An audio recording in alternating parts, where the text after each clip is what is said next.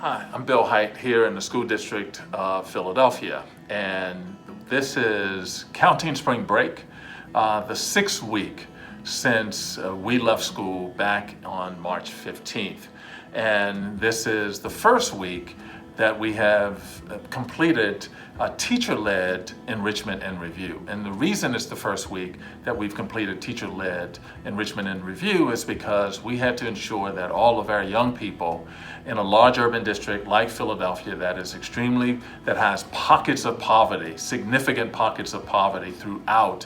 the city of Philadelphia, and inadequate access to technologies and inadequate access to nutrition and medication and shelter and support.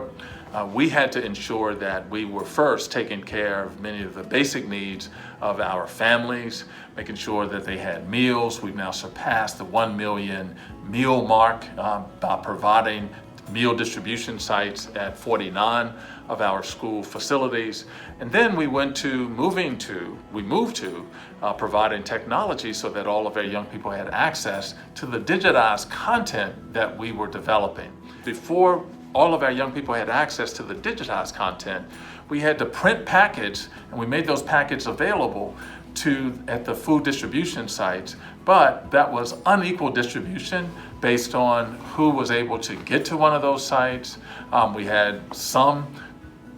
people and communities and families that had access to technology already, and those families wanted us to move very quickly to online learning. But in fact we had moved quickly to online learning before more than half of our children had access to the tools needed to do online learning, the only thing that we would have been doing then was advancing the inequity or exacerbating the inequity in our system. And so we wanted to ensure that all of our children had the technology, and that's why we purchased 50,000 Chromebooks. And to this date, we have distributed some 75,000 Chromebooks to any family and any student that indicates that they need one. It was a $11 million investment. We think it's an investment that will allow us to think differently moving forward in terms of who has access, and then how do we then differentiate the supports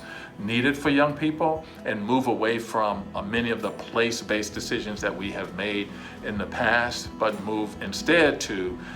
all children having access to some of the best teachers, some of the better programs that weren't in some of the places within their city that were marginalized or high poverty communities. And so for us, it is a way to resolve some of the inequities that exist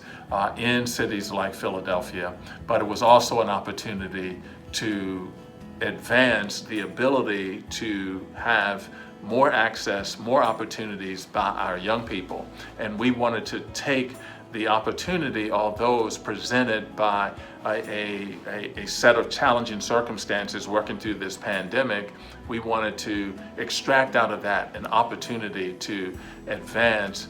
equity for our young people. And we're doing that by providing them technologies that's going to be a sea change in how we approach teaching and learning, and how our young people and their families, regardless of where they live, will now have access to the type of content that we would all hope for our own children. And so as leaders, I encourage us to take and look for the opportunities that present themselves in a set of challenging circumstances, just like we have done here in Philadelphia. We think that the $11 million investment, although we know our revenue picture is going to be bleak moving forward, is the right investment at this time for us to start solving the problems of inequity that have existed for years in cities like ours.